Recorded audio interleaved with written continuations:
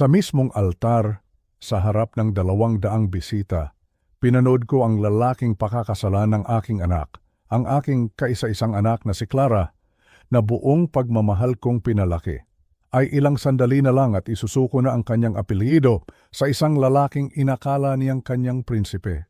Akala niya ilang minuto na lang at makukuha na niya ang lahat.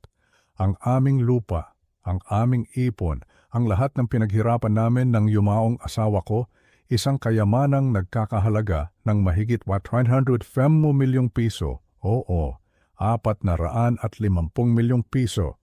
Nakangiti siya sa aking anak. Isang perpektong ngiti na puno ng kasinungalingan. Ngumiti rin siya sa akin, isang ngiti ng tagumpay na parabang sinasabing, "Panalo na ako, matanda." Hindi niya alam na ang susunod na sasakyan niya ay hindi ang magagarang kotse na minamaneho niya, kundi ang sasakyan ng pulis na ako mismo ang nag-ayos para sunduin siya. Dahil bago pa man tumungtong ang araw na iyon, ako na mismo ang gumawa ng paraan para wakasan ang lahat. Ang kasal, ang mga pangarap niya, ang kanyang kalayaan.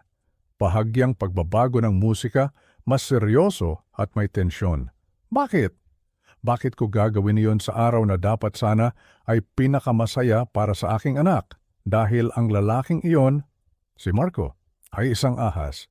Isang ahas na binihisan ko, pinakain sa aming hapag at tinuring na parang tunay na anak. Sa loob ng 6 na buwan, ipinakita niya ang isang perpektong mukha, isang maginoo, isang matalinong investment advisor, isang mapagmahal na nobyo. Lahat ng tamang salita ay lumabas sa kanyang bibig. Lahat ng tamang kilos ay kanyang ginawa. Pinuri niya ang luto ng aking yumaong asawa na si Lilia, kahit mga litrato na lang niya ang nakikita niya.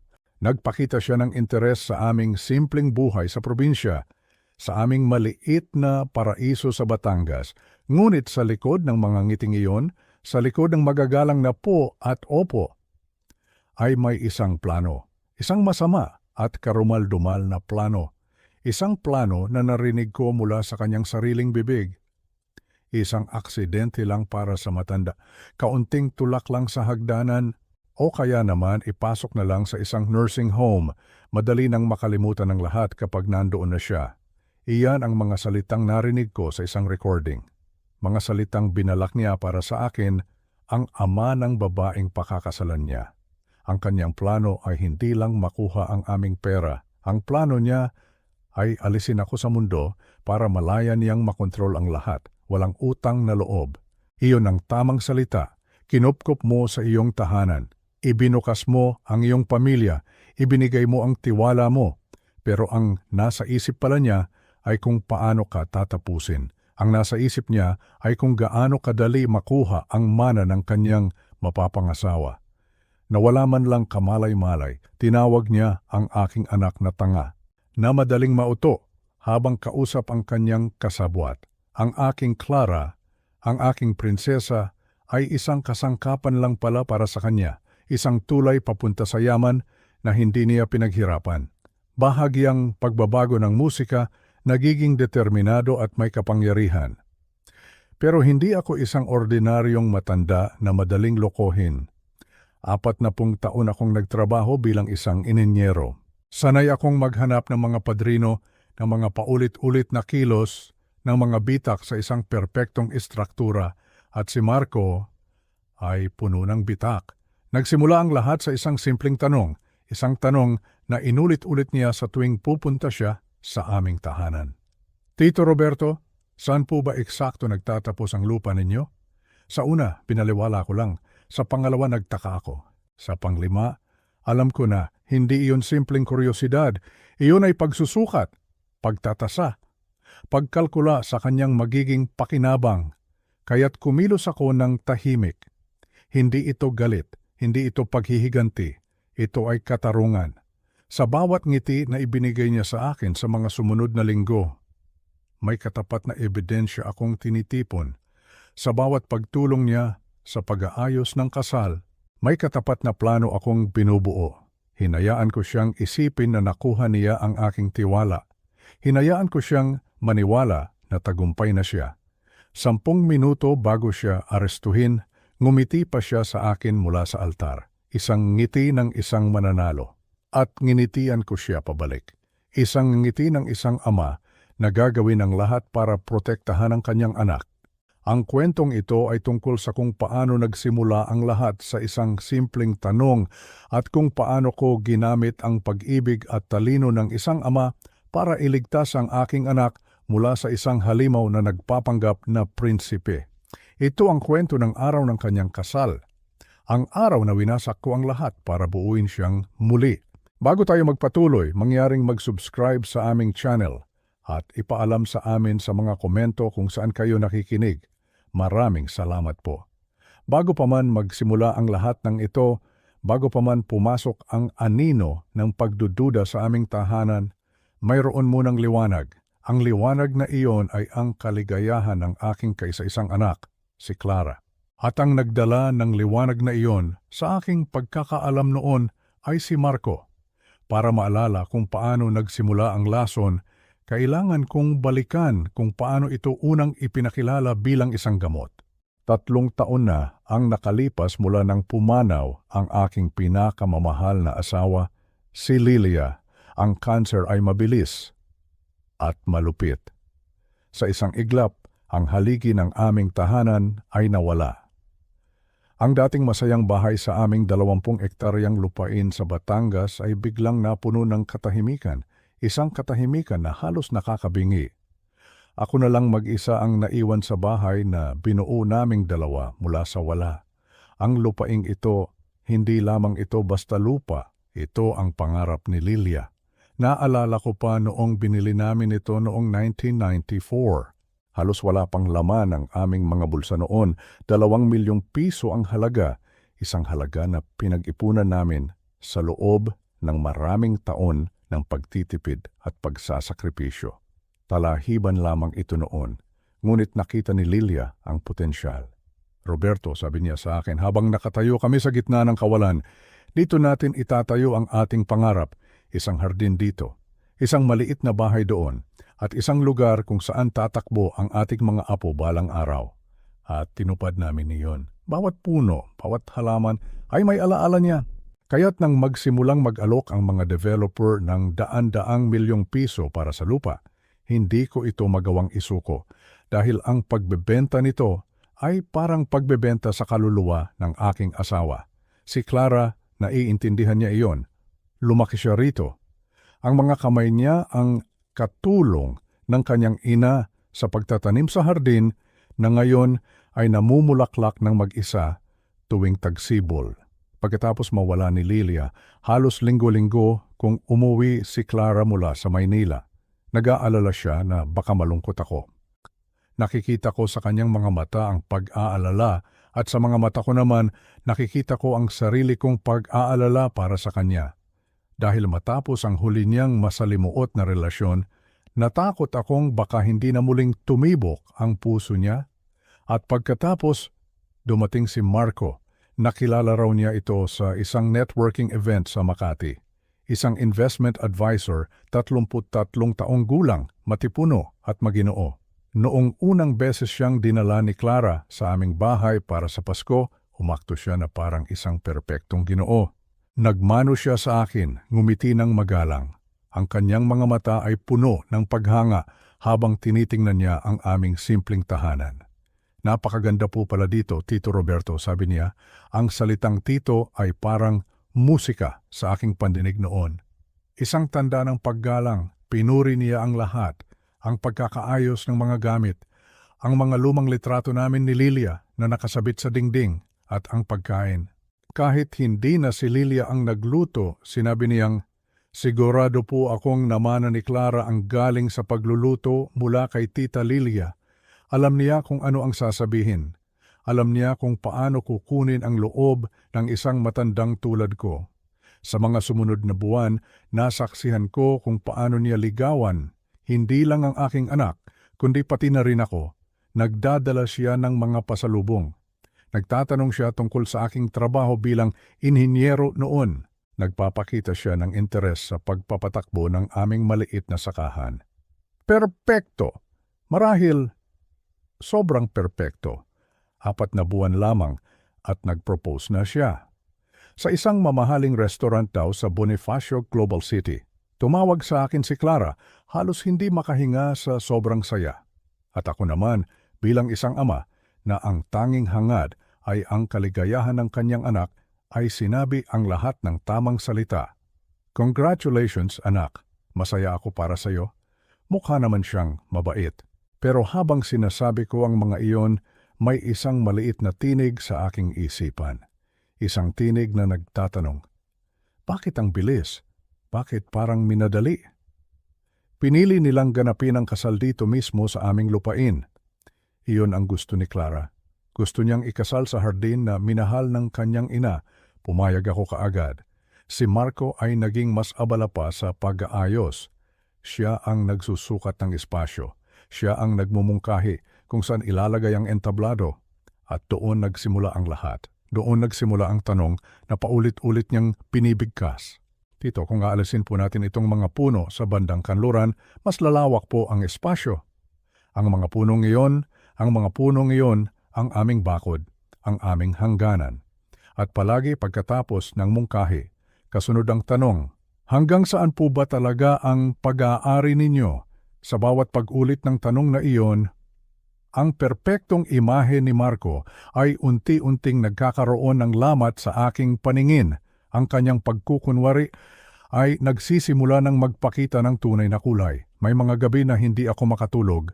Nakahiga ako sa dilim, sa kama kung saan natulog si Lilia sa huling pagkakataon, at ang mga salita ni Marco ay umuulit-ulit sa aking isipan na parang sirang plaka. Hanggang saan po ba talaga ang pag-aari ninyo? Ang tanong ay simple lang naman, maaaring dala lang ng kuryosidad, maaaring dala lang ng kanyang propesyon bilang isang taong nag-iisip tungkol sa halaga at ari-arian. Ngunit ang aking karanasan sa buhay ay nagsasabi sa akin ng iba. Sa 40 taon ko bilang inhinyero, natutunan kong ang pundasyon ng isang gusali ang pinakamahalaga. At ang pundasyon ng relasyon ni Marco sa aking anak ay nagsisimula akong pagdudahan. Mayroon itong hindi tama, mayroon itong guwang. Nagsimula akong magmasid ng mas maigi. Bawat kilos niya, bawat salita ay sinusuri ko sa aking isipan. Ang paraan ng pagtingin niya sa aming lupa, hindi ito tingin ng isang taong hinahangaan ang kalikasan, ito ay tingin ng isang developer. Tingin ng isang taong sinusukat ang bawat metro kwadrado, kinikilatis ang potensyal, kinakalkula ang posibleng kita. Ang kanyang mga mata ay hindi nakatingin sa ganda ng mga bulaklak na itinanim ni Lilia, kundi sa lawak ng lupang maaaring pagtayuan ng mga subdivision. Ang pinakamahirap sa lahat ay ang pagpapanggap. Ang pagpapanggap na lahat ay maayos sa tuwing nandiyan si Clara. Ang ngiti sa aking labi ay parang isang mabigat na maskara. Paano ko sasabihin sa aking anak na ang lalaking pinakamamahal niya, ang lalaking pinapangarap niyang makasama habang buhay, ay pinagdududahan ko? Sasabihin niyang nagiging paranoid lang ako. Sasabihin niyang isa akong mapangontrol na ama na ayaw pakawalan ang kanyang kaisa-isang anak. At paano kung ako nga ang mali? Paano kung sinisira ko ang isang magandang relasyon dahil lang sa aking walang basehang kutob? Ang isiping iyon ay nagdulot sa akin ng matinding pagkabalisa. Ngunit ang isiping baka tama ako ay mas nakakatakot. Isang umaga, pagkatapos ng isa na namang gabing walang tulog, kinuha ko ang aking telepono. Hindi ko na kaya ang paano kung. Kailangan ko ng kasagutan, kailangan ko ng katotohanan. I-dial ko ang numero ng aming matagal ng abogada, si Attorney Santos. Si Attorney Santos ay hindi lang basta abogado ng aming pamilya. Kaibigan siya, isa siya sa mga unang taong dumamay sa akin noong nawala si Lilia. Ang kanyang opisina sa Alabang ay naging saksi sa maraming desisyon ng aming pamilya sa loob ng 3 dekada. Mapagkakatiwalaan siya. Roberto, sagot niya sa kabilang linya. Ang kanyang boses ay kalmado at profesional gaya ng dati. Huminga ako ng malalim. Attorney Santos, may ipapakiusap sana ako at kailangan kong manatili itong confidential, lalo na kay Clara. Narinig ko ang pagbabago sa kanyang tono, naging mas alerto. Ano yon, Roberto? May problema ba? Gusto kong malaman ang lahat tungkol sa isang tao, sabi ko. Ang mga salita ay dahan-dahang lumalabas sa aking bibig. Ang pangalan niya ay Marco de Leon, ang mapapangasawa ni Clara. Isang sandali ng katahimikan. Roberto, sabi niya, at sa pagkakataong ito ang boses niya ay boses na ng isang kaibigan. Sigurado ka ba rito? Kung meron kang alalahanin, hindi ba't mas mabuting kausapin mo muna si Clara? Sinubukan kong isipin iyan pero hindi, sagot ko. Hindi niya ako paniniwalaan. Kailangan ko ng patunay. O kaya naman, kailangan kong malaman na ako lang ang nag-iisip ng masama. Kailangan ko ng kapayapaan ng isip. Narinig ko ang kanyang pagbuntong hininga. Sige Roberto, naiintindihan ko. Ipapagawa ko ng masusing background check. Tatawagan kita kapag may resulta na. Pagkababa ko ng telepono, nakaramdam ako ng kaunting gumaan, ngunit kasabay nito ay isang mas matinding kaba. Nagsimula na ako ng isang bagay na hindi ko na maaaring bawiin. Naglakad ako papunta sa bintana ng kusina, sa mismong lugar kung saan laging nakatayo si Marco.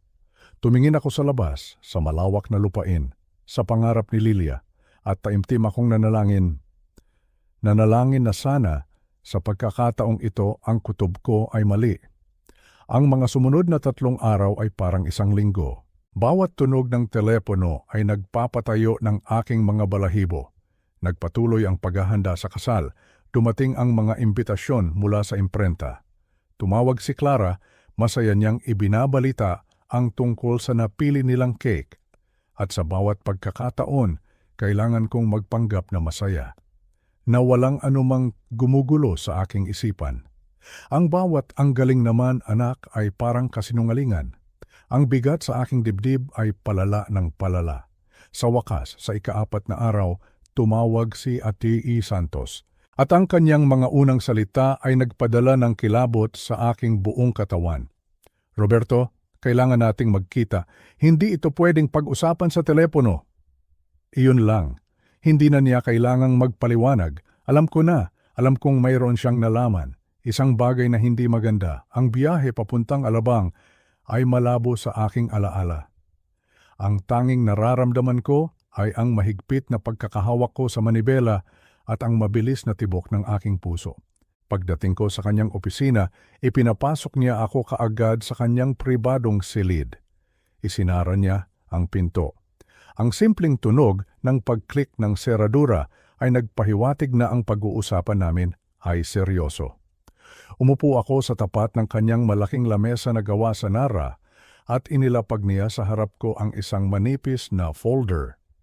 Roberto, simula niya, sa unang tingin si Marco de Leon ay eksakto kung sino ang sinasabi niya.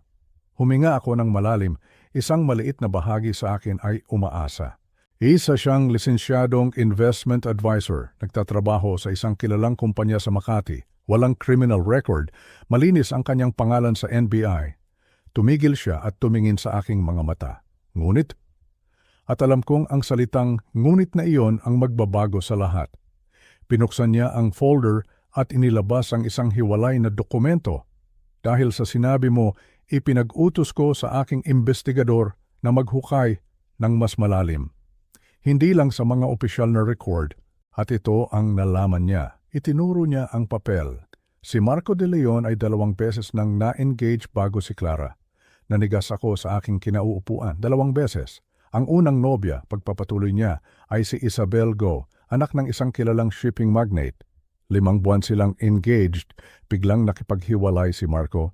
2 linggo matapos siyang maimbitahan sa isang pulong ng pamilya tungkol sa kanilang estate planning. Ang mga salitang iyon, estate planning, ay parang alarmang nag-iingay sa aking ulo. Ang pangalawa, sabi pa ni Ate Jury Santos, ay si Katrina Sai. Anak naman ng isang malaking real estate developer, 4 na buwan silang engaged. Ang relasyon ay natapos ilang araw lamang matapos baguhin ng ama ni Katrina ang kanyang last will and testament.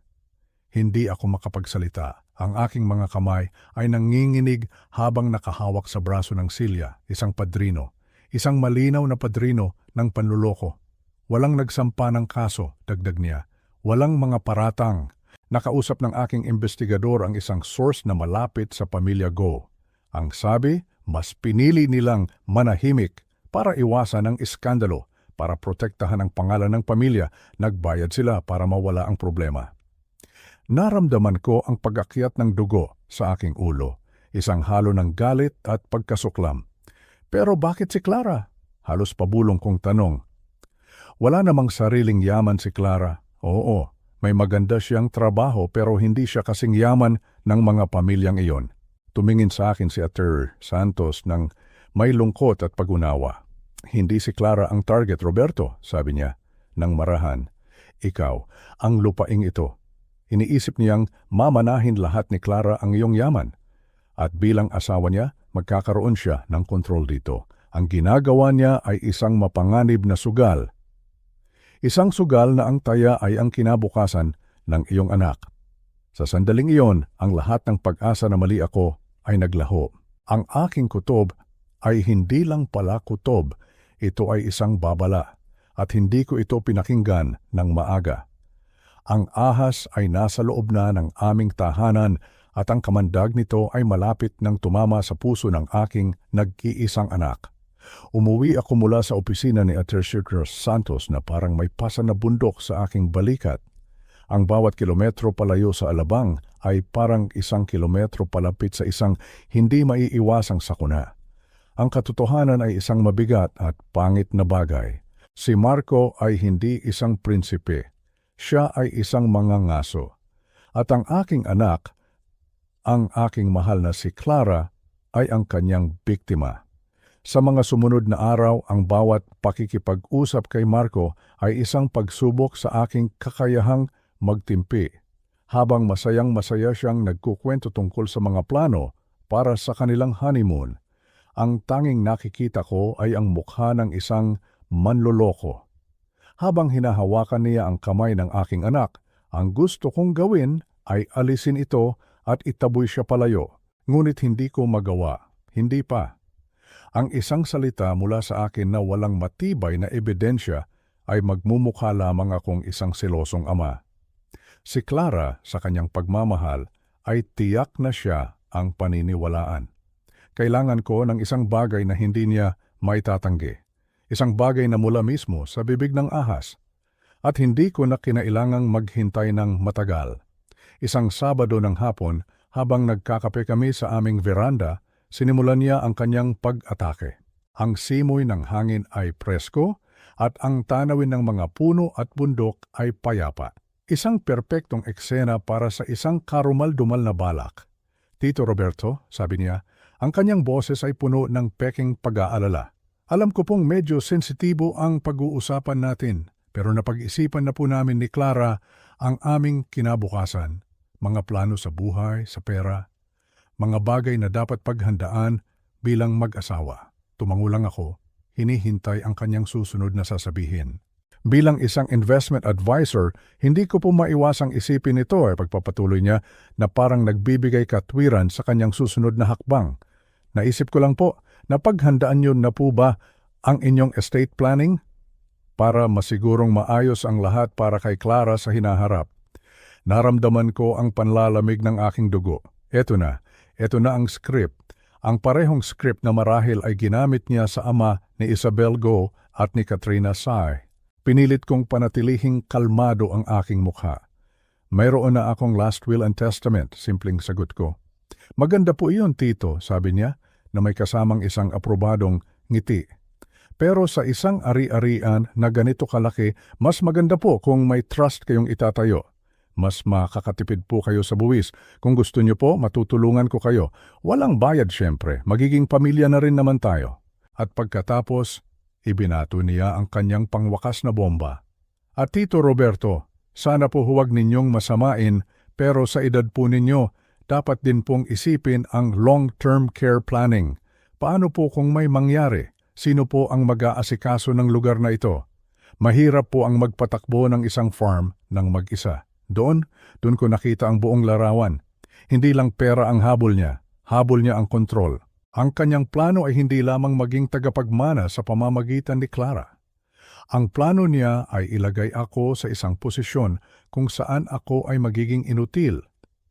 Isang matandang walang kapangyarihan, nakakulong sa isang institusyon habang malaya niyang ginagasta at ibinebenta ang lahat ng pinaghirapan namin ni Lilia. Sa sandaling iyon, nagbago ang lahat sa loob ko, nawala ang takot at pag-aalala. Napalitan ito ng isang malamig at matigas na determinasyon. Hindi ako ang kanyang magiging biktima. Ako ang magiging kanyang katapusan. Huminga ako ng malalim at tumingin sa kanya. Ngumiti ako, isang ngiti na alam kong hindi niya naiintindihan ang kahulugan. May punto ka, iho, sabi ko ng dahan-dahan, na parang isang matandang napapagod na at sumusuko na. Alam mo, tama ka, siguro nga panahon na para gumawa ng mga pagbabago. Nakita ko ang kislap sa kanyang mga mata, ang isang maliit na ngiti ng tagumpay na hindi niya napigilang ipakita. Akala niya, nakuha na niya ako. Akala niya, ang isda ay kumagat na sa pin. Gawin nating ganito, sabi ko pa. Bakit hindi tayo mag-usap sa susunod na linggo? Dalhin mo lahat ng papeles na sinasabi mo. Ipaliwanag mo sa akin ang lahat ng mga estratehiyang iyan. Siyempre po, Tito, halos sabik niyang sagot. Ako po ang bahala sa lahat. Masusulit po natin ang sitwasyon ninyo. Nang umalis siya noong hapong iyon, iniwan niya akong may pakiramdam ng tagumpay. Iniwan niya akong nag-iisip na ako ay isang matandang madaling nalinlang.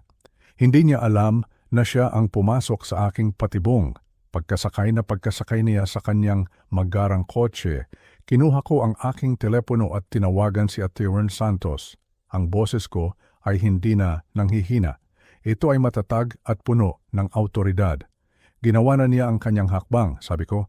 Tinanong na niya ako tungkol sa aking ari-arian at sa long-term care. Ngayon, tayo naman ang titira. Ang laro ay nagsimula na at sisiguraduhin kong sa larong ito ako ang mananalo. Ang pagpayag kong makipag-usap kay Marco tungkol sa aking mga ari-arian ay parang paglalagay ng pain sa isang patibong. At ngayon, ang natitira na lang gawin ay ang maghintay. Maghintay na kumagat ang hayop. Ang mga araw ay lumipas na puno ng tensyon.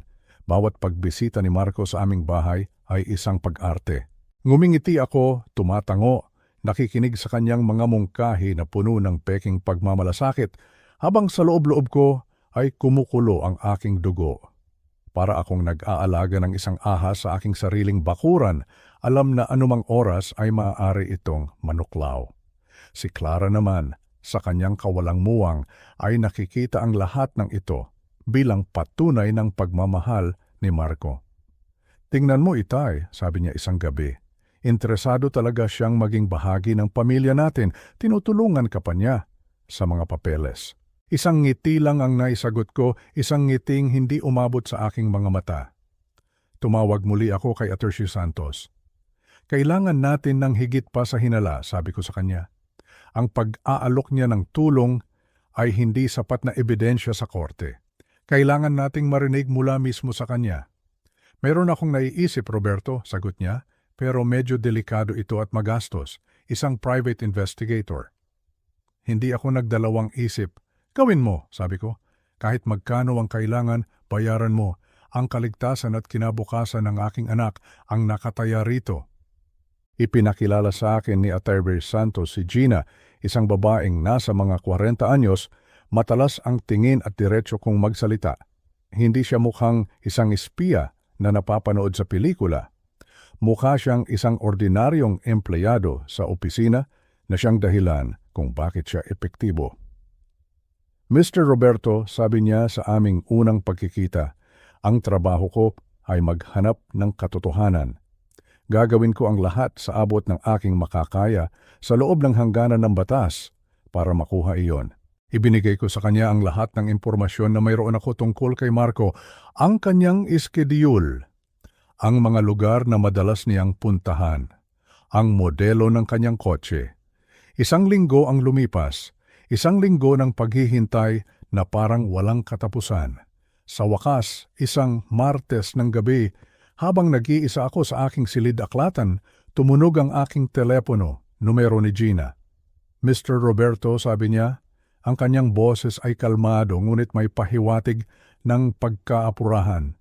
Kailangan ninyong marinig ito. Nagpadala siya ng isang audio file sa aking email, isang file na magbabago sa lahat. Isinara ko ang pinto ng silid-aklatan. Tumingin ako sa paligid, sa mga libro ni Lilia, sa kanyang paboritong upuan, sa aming mga litrato noong kami ay bata pa. Dito sa silid na ito, kung saan namin binuo ang aming mga pangarap, ay malapit ko nang marinig ang isang bangungot. Isinaksak ko ang aking earphones at pinindot ang play. Ang unang narinig ko ay ang tunog ng makina ng kotse. Pagkatapos, ang boses ni Marco. Ngunit hindi ito ang magalang at malambing na boses na ginagamit niya sa harap namin. Ito ay mayabang at malupit. Oo, nandito na naman ako sa farm, nagpapanggap na mabait na manugang. Walang kaalam-alam itong matanda. Narinig ko ang isa pang boses ng lalaki. Sigurado ka ba sa halaga niyan? Tanong nito. Leo, sagot ni Marco, 3 beses ko nang sinuri ang titulo sa Registry of Deeds, halos 20 ektarya at nabili niya noong 1994 sa presyong barya lang. Sa pag-abot ng mga development dito mula Maynila, pinag-uusapan natin dito ang minimum na 200 milyong piso. Baka umabot pa ng 250 milyon kung magaling tayo. Nagsimulang manginig ang aking mga kamay. Leo, marahil ito ang kanyang best man sa kasal. Ang matanda, tanong ni Leo. Siguradong may pera rin iyon. Tingnan mo ang ari-arian, walang utang. 5 taon ng retirado, mag-isang nakatira, baka mayroon pa iyang ilang milyong piso sa mga investment. At ang anak, walang kaalam-alam, akala niya ordinaryong middle-class retiree lang ang tatay niya. So ano ang plano? Tanong ni Leo.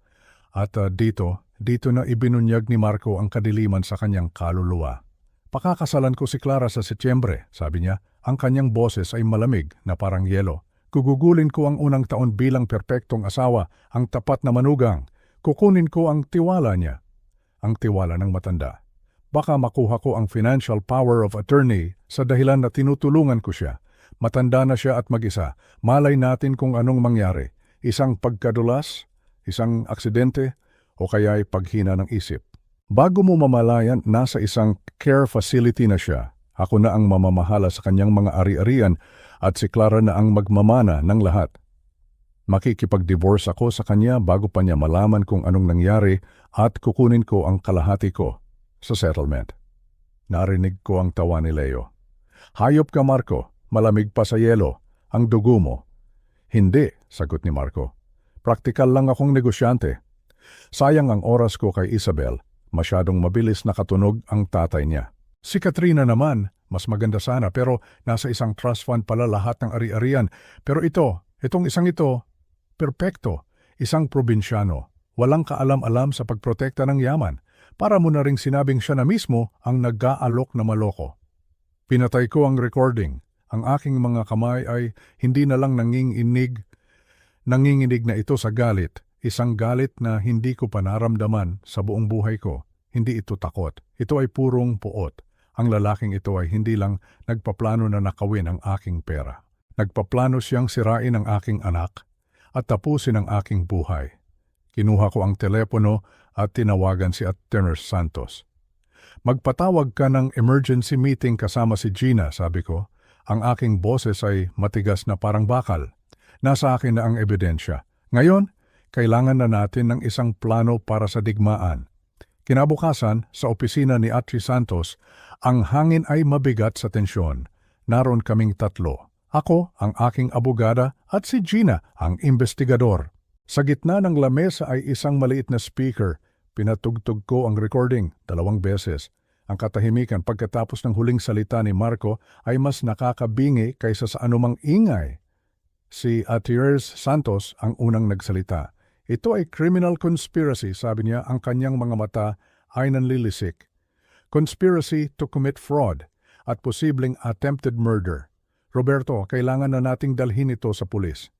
At ano ang sasabihin natin kay Clara? Tanong ko, na ang lalaking pakakasalan niya sa loob ng 3 linggo ay isang kriminal? Na ang lahat ng pinangarap niya ay isang kasinungalingan? Hindi niya ako paniniwalaan, Santos. Sasabihin niyang minanipula ko ang recording. Sasabihin niyang ginagawa ko ito para kontrolin ang kanyang buhay. kakampihan niya si Marco at mawawala sa akin ang aking anak magpakailanman. Pero Roberto, agit niya, hayagan niyang sinabi ang plano niyang patayin ka. Hindi, pagtatama ko. Hindi niya sinabing siya ang gagawa.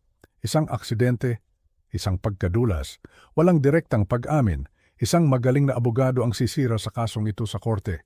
Sasabihin nilang usapan lang iyon ng dalawang lasing. Isang masamang biro. Hindi, Santos, hindi sapat na makulong siya. Kailangan kong marinig ni Clara ang katotohanan. Kailangan niyang maintindihan kung anong klaseng halimaw ang muntik na niyang pakasalan. Kailangan niyang matuklasan ito sa paraang hindi niya kailanman pagdududahan. Tumingin ako sa kanilang dalawa. Ang ideya ay unti-unting nabubuo sa aking isipan. Isang ideya na kasing dramatiko at kasing delikado ng plano ni Marco. Gagawin natin ito sa teritoryo ko, sabi ko. Gagawin natin ito sa araw na inaakala niyang tagumpay na niya. Napatingin sa akin si Gina, ang kanyang mga kilay ay nagtaas. Sa araw ng kasal? Tumango ako. Sa araw ng kasal, sa harap ng 200 bisita, walang tatakbuhan, walang lusot. Gusto kong makita ng lahat ang tunay niyang kulay. Gusto kong marinig ni Clara mismo ang katotohanan sa paraang hindi niya maikakaila. Isang sandali ng katahimikan ng namayani habang pinoproseso nila ang sinabi ko. Ito ay isang plano na parang kinuha sa isang teleserye. Ngunit sa sitwasyong ito ang tanging plano na may saysay. Paano? Tanong ni Ate Wes Santos. Diyan kayo papasok, sabi ko. Kina, kailangan ko ng mga maliliit na kamera na nakatago sa paligid ng venue. Sa reception area, malapit sa kung saan sila uupo. Santos, kailangan kong ihanda mo lahat ng legal na dokumento para protektahan si Clara at ang aming ari-arian. At ako ang magpapatuloy sa pag-arte. Ang sumunod na 2 linggo ay ang pinakamahirap sa aking buhay. Nagpatuloy ako sa pagganap bilang isang mapagmahal at nagtitiwalang ama sa kasal. Dumating si Marco sa aking silid-aklatan, dala ang isang briefcase na puno ng mga papeles. Ang power of attorney, ang mga dokumento para sa trust. Inilatag niya ito sa aking lamesa na parang isang general na naglalatag ng mapa ng kanyang pananakop. Okay, Tito Roberto, sabi niya, nang may ngiti. Ito na po ang mga papeles na mag-aayos ng lahat. Ang power of attorney na ito ang magbibigay sa akin ng karapatan na tulungan kayo sa pamamahala kung sakaling kailanganin ninyo. Nagpatuloy siya sa pagsasalita, ngunit ang aking isipan ay nasa ibang lugar. Tinitingnan ko ang mga dokumentong iyon. Ang mga dokumento na magiging hatol ko sa kamatayan kung pipirmahan ko.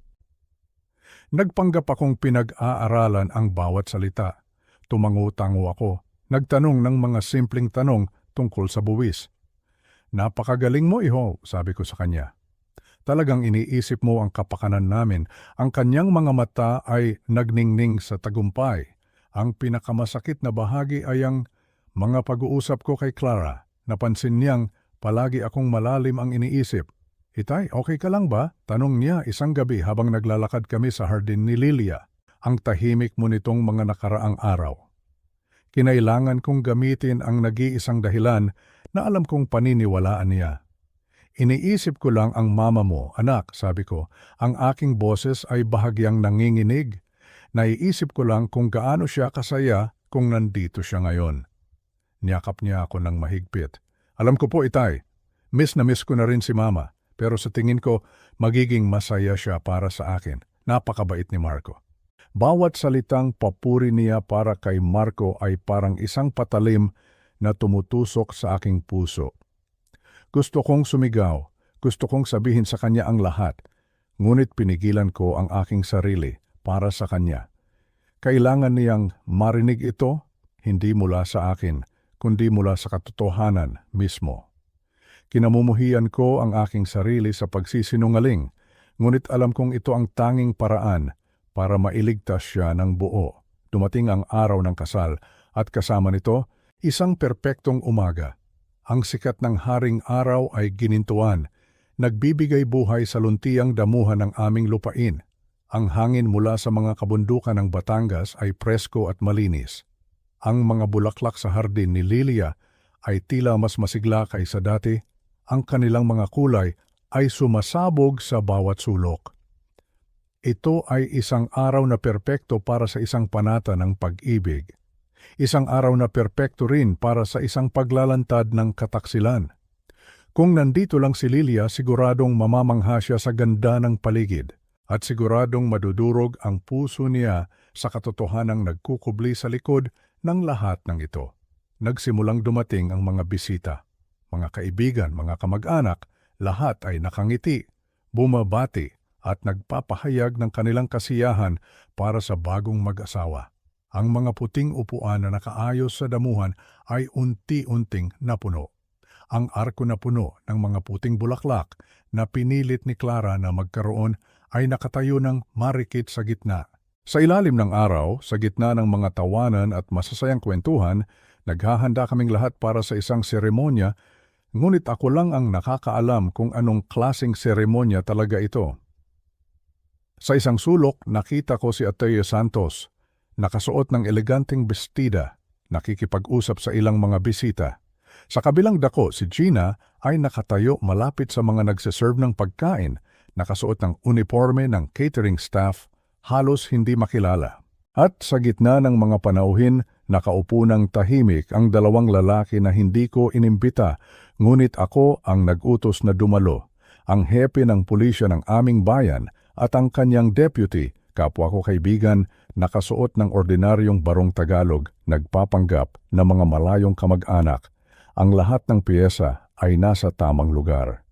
Pumasok ako sa loob ng bahay. Doon, sa harap ng isang malaking salamin, nakita ko ang aking anak, si Clara. Nakasuot siya ng isang simpleng puting bestida na lalong nagpalitaw sa kanyang natural na ganda. Sa kanyang leeg ay nakasabit ang kwintas na perlas ng kanyang ina, ang aking regalo para kay Lilia noong aming ika-10 anibersaryo. Ang kanyang buhok ay nakaayos ng simple at sa kanyang mga kamay ay isang buke ng mga puting rosas. Ngunit hindi ang kanyang kasuotan ang nakakuha ng aking pansin, ito ay ang kanyang mga mata. Mayroong isang ningning doon, isang ningning ng purong kaligayahan at pag-asa. Sa sandaling iyon, halos bumigay ako. Halos gusto kong ihinto ang lahat, yakapin siya at sabihing, "Anak, tumakas tayo." Ngunit alam kong ang sakit na mararamdaman niya mula sa aking salita ay mas malala kaysa sa sakit na mararamdaman niya mula sa katotohanan. Ngumiti siya nang makita niya ako. "Itay," sabi niya, ang kanyang boses ay puno ng pananabik. Dumating na ang araw.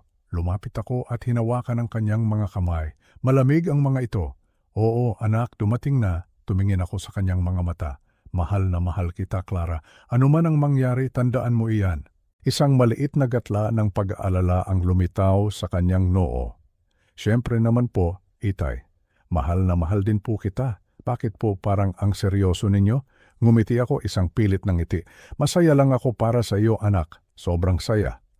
Nagsimula na ang musika. Ito na ang hudyat. Oras na para ihatid ko ang aking kordero sa kanyang berdugo. Habang naglalakad kami sa gitna ng mga bisita, ang bawat hakbang ay parang 1 kilometro. Ang braso niya ay nakakapit sa akin ng mahigpit. Ang lahat ng mga mata ay nasa kanya. Ang bawat isa ay nakikita ang isang magandang nobya na naglalakad patungo sa kanyang masayang kinabukasan. Ako lang ang nakakakita ng isang inosenteng kaluluwa na naglalakad patungo sa isang patibong.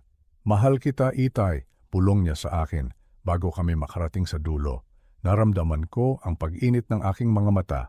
"Mahal na mahal din kita, anak." Noon, ngayon, at magpakailanman, iniabot ko ang kanyang kamay kay Marco. Ngumiti siya sa akin, ang ngiti ng isang taong nakamit na ang kanyang pinakamimithi. Tinapik niya ang aking balikat. "Salamat po, Titos," bulong niya. Isang ngiti lang ang isinukli ko. Pagkatapos, umupo ako sa aking silya sa harapan. Sa tabi ko ay isang bakanteng upuan, ang upuan para kay Lilia. Inilagay ko ang aking kamay doon na parang humihingi ng lakas. Nagsimula ang seremonya. Ang pare ay nagsalita tungkol sa pag-ibig, tiwala, at walang hanggang pagsasama. Ang bawat salita ay parang isang kabalintunaan. Tumingin ako kay Marco. Nakatayo siya doon, perpekto sa kanyang suot na barong Tagalog. Ang kanyang mukha ay puno ng sinseridad at pagmamahal. Isang napakagaling na aktor. Isang master ng panlilinlang. Panay ang tingin ko sa aking relo. Malapit na. Malapit na ang oras. Ang puso ko ay dumadagundong sa aking dibdib na parang gustong kumawala. Ito ang pinakamahabang ilang minuto ng aking buhay.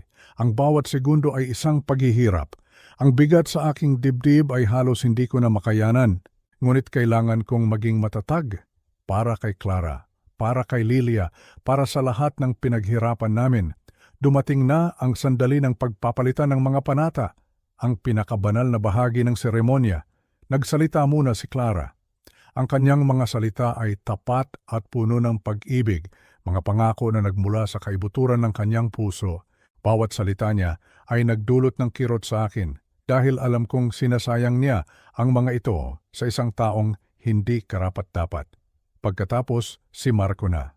Kinuha niya ang singsing. Tumingin siya ng diretso sa mga mata ni Clara. Ako, si Marco, simula niya. Ang kanyang boses ay malinaw at matatag para marinig ng lahat. Ay tinatanggap ka, Clara, bilang aking kabiyak? Nagpatuloy siya sa kanyang mga kasinungalingan, mga pangako ng katapatan, mga pangako ng pag-aaruga, mga pangako ng pag-ibig hanggang kamatayan. At pagkatapos, dumating na sa huling linya, ang mga salitang magiging hudyat sana ng kanilang pagsasama. At sa harap ng Diyos at ng mga taong ito, ipinapangako ko sa iyo ang aking. Bago pa man niya matapos ang salita, bago pa man niya masabi ang pag-ibig, isang bagay na hindi inaasahan ang nangyari, isang bagay na wala sa aking plano. Ang kamay ni Clara na nanginginig ng bahagya ay gumalaw patungo sa kanyang buke. Mula sa gitna ng mga puting rosas, may dinukot siyang isang maliit na papel na nakatupi. Ang lahat ay napatingin sa kanya, nagtataka. Si Marco ay natigilan. Ang pari ay napahinto. Iniabot niya ang papel sa akin. Ang kanyang mga mata ay nakatitig sa akin. At sa mga matang iyon, nakita ko ang isang bagay na nagpabago sa lahat. Hindi na ito ang ningning ng kaligayahan. Ito ay ang ningning ng luha. Ito ay takot. Purong, hindi mapag-aalinlangan ng takot. Nanginginig kong kinuha ang papel. Binuksan ko ito. 4 na salita lamang ang nakasulat sa sulat kamay ng aking anak. Itay, tulungan mo ako. Sa isang iglap, ang lahat ng aking pinaghandaang plano ay nawalan ng saysay. Ang aking anak, alam na niya, paano, kailan, hindi na iyon mahalaga. Ang mahalaga ay humihingi siya ng tulong at bilang kanyang ama, iyon lang ang kailangan ko. Tumayo ako. Ang tunog ng aking silya na gumalaw sa damuhan ay umaling-aungaw sa katahimikan. Itigil ang kasal, sabi ko. Ang aking boses ay kalmado ngunit may bigat na hindi may kakaila. Isang bulong-bulungan ang nagsimula sa mga bisita. Tumingin sa akin si Marco, ang kanyang mukha ay nagpapakita ng pagkagulat at taninis. Tito Roberto, ano po ang ibig sabihin nito? Hindi ko siya pinansin. Ang aking mga mata ay nakatuon lamang kay Clara. Anak, sabi ko ng marahan, anong problema? Huminga siya ng malalim, isang nanginginig na hininga, at pagkatapos ang mga salita ay bumuhos mula sa kanya na parang isang nasirang dam. Narinig ko siya, sabi niya. Ang kanyang boses ay basag.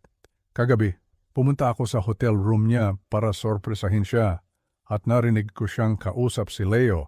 Sinabi niya kung paano niya hindi niya matapos ang pangungusap. Ang mga hikbi ay pumigil sa kanya. Ang mukha ni Marco ay namula. Isang galit na pula. Clara, ano bang pinagsasabi mo? Nababaliw ka na ba? Mali ang narinig mo. Hindi, sigaw ni Clara, at sa pagkakataong ito ang kanyang boses ay puno ng tapang na hindi ko pa narinig mula sa kanya. Malinaw ang narinig ko. Sinabi mo na sisiguraduhin mong maaaksidente si Itay kapag kasal na tayo. Sinabi mo na kapag nakuha mo na ang power of attorney, magiging madali na ang lahat. Ang kanyang mga salita ay tumama sa hangin na parang mga latigo. Ang mga bisita ay napatayo, mga hiyawan ng pagkagulat, mga bulungan ng tsismis. Hinawakan ni Marco ang braso ni Clara. Nagiging hysterical ka na, epekto lang yan ng kaba sa kasal. Nagsimula akong humakbang pasulong, ngunit may dalawang lalaking mas mabilis kaysa sa akin. Ang hepe ng pulisya at ang kanyang deputy, na kanina pa nakaupo ng tahimik, ay biglang kumilos. Sa loob ng ilang segundo, ang mga braso ni Marco ay nasa likod na niya, pinoposasan. Marco de Leon, sabi ng hepe, ang kanyang boses ay malakas at malinaw para marinig ng lahat. Ikaw ay aming inaaresto dahil sa hinala ng conspiracy to commit fraud at posibleng conspiracy to commit violence. Nakita ko si Leo, ang kanyang best man, na sinusubukang tumakas. Ngunit hindi siya nakalayo. Bago pa man siya makarating sa driveway, hinarang na siya ni Gina na lumabas mula sa likod ng mga tent ng catering. Ang perpektong araw ng kasal ay naging isang eksena ng kaguluhan. Ang mga bisita ay nagkakagulo. Si Marco ay sumisigaw ng mga kasinungalingan at mga banta ng demanda.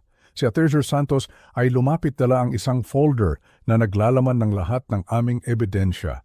At si Clara, ang aking matapang na si Clara, ay tumakbo papunta sa akin at yumakap ng mahigpit.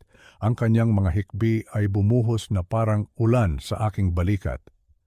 Ang pagtatapos ay hindi nangyari ayon sa aking plano, ngunit nangyari ito sa paraang mas makabuluhan.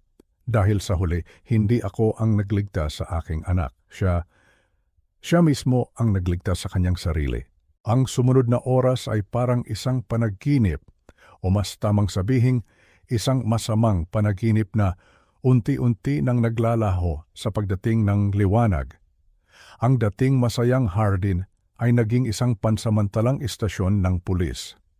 Ang mga bisitang kanina lang ay masayang nagtatawanan, ngayon ay isa-isang kinukuhanan ng pahayag. Ang mga puting upuan ay nakakalat. Ang pagkain sa reception hindi man lang nagalaw. Ang 3-tiered na wedding cake na masayang pinili ni Clara ay nakatayo sa isang sulok na parang isang malungkot na bantayog ng isang naudlot na pangarap. Habang isinasakay ng mga pulis sina Marco at Leo sa kanilang sasakyan, nakita ko ang huling sulyap sa mukha ni Marco. Wala na ang ngiti, wala na ang pagkukunwari. Ang tanging naroon ay purong galit at pagkamuhi na nakatutok sa akin. Ngunit hindi ako natakot. Sa sandaling iyon, ang tanging naramdaman ko ay awa. Awa para sa isang taong sinayang ang kanyang talino at buhay sa panloloko. Dahan-dahan, ang mga bisita ay nagsimulang mag-alisan. Ang ilan ay lumapit sa amin, nag-aalok ng mga salita ng suporta at pag-unawa. Ang iba naman ay umalis ng tahimik. Ang kanilang mga mukha ay puno ng pagkabigla, dala-dala ang isang kwentong tiyak na pag-uusapan sa aming bayan sa loob ng maraming buwan. Nang sa wakas ay kami na lang ni Clara ang naiwan kasama ang unti-unting paglubog ng araw sa likod ng mga bundok. Umupo kami sa hagdanan ng aming veranda. Pareho pa rin kaming nakasuot ng aming damit pangkasal, mga kasuotan para sa isang selebrasyon na hindi kailanman nangyari. Matagal kaming walang imik. Ang tanging maririnig ay ang huni ng mga kuliglig at ang malungkot na tunog ng mga kubyertos na nililigpit ng catering staff. Si Clara ay nakasandal sa akin. Ang kanyang ulo ay nasa aking balikat. Ang kanyang mga hikbi ay humupa na at napalitan ng isang mabigat na katahimikan. Sorry po, Itay. Sa wakas ay sabi niya, ang kanyang boses ay mahina at paos. Dapat po sinabi ko na sa inyo kaagad. 2 araw ko na pong alam. Tumingin ako sa kanya, nagulat. 2 araw? Tumango siya. Noong bisperas ng kasal, naramdaman kong may mali. Hindi po ako mapakali, kaya't pumunta ako sa hotel niya para sana sorpresahin siya. Pero ako po ang nasorpresa. Nagsimulang mangilid muli ang kanyang mga luha. Nakatayo po ako sa labas ng pinto ng kanyang kwarto at narinig ko silang nag-uusap ni Leo. Narinig ko po ang lahat. Niyakap ko siya ng mahigpit. Ngayon, naiintindihan ko na ang lahat, ang takot sa kanyang mga mata sa altar, ang sulat. Bakit hindi mo sinabi, anak? Tanong ko ng marahan. Dahil natakot po ako, Itay, sagot niya. At nahiya, ayokong maniwala. Paulit-ulit kong sinabi sa sarili ko na baka mali lang ang dinig ko, baka may ibang konteksto. Paano kung magkamali ako? Paano kung sirain ko ang sarili kong kasal dahil lang sa isang hinala? Kaya't itinuloy ko ang lahat. Nagpanggap akong walang alam. Umaasang baka sa altar. May himalang mangyari at mapatunayang mali ako, ngunit habang nakatayo ako roon, handa nang sabihin ang I do. Napagtanto kong hindi ko kaya. Hindi ko kayang pakasalan ng isang taong hindi ko pinagkakatiwalaan. Kaya't isinulat ko ang note at ipinagdasal kong maiintindihan ninyo. Hinaplos ko ang kanyang buhok. Naintindihan ko, anak, at naintindihan ko na. Bago mo pa man isulat ang note na iyon. Tumingin siya sa akin, ang kanyang mga mata ay puno ng pagtataka. Alam niyo po, at doon, sa paglubog ng araw, ikinuwento ko sa kanya ang lahat. Ang aking mga unang pagdududa, ang pag-upa ko kay Attorney Santos, ang investigasyon ni Gina, ang recording. Ipinakita ko sa kanya kung paano ko binuo ang isang plano para ilantad siya kahit pa hindi siya kumilos. Habang nagsasalita ako, nakita ko ang pagbabago sa kanyang mukha. Ang pagtataka ay napalitan ng pag-unawa at pagkatapos ay ng isang malalim na kalungkutan.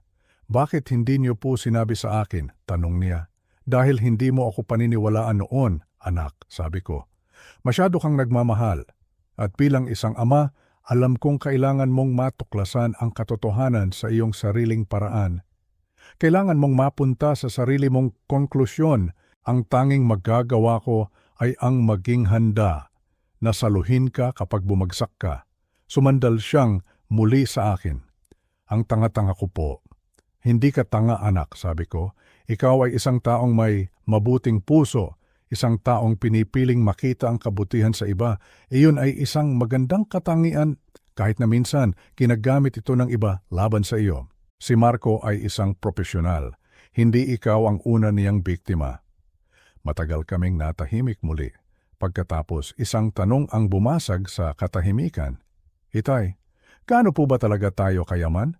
Napangiti ako, isang tunay na ngiti sa unang pagkakataon sa buong araw na iyon. Bakit mo na itanong? Dahil paulit-ulit na sinasabi ni Marco na napakalaki raw ng pera ninyo.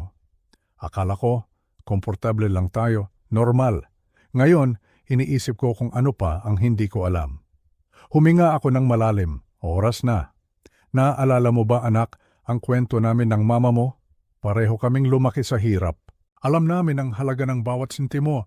Nang binili namin ang lupang ito sa halagang 2 milyong piso noong 1994, iyon na ang lahat ng aming ipon.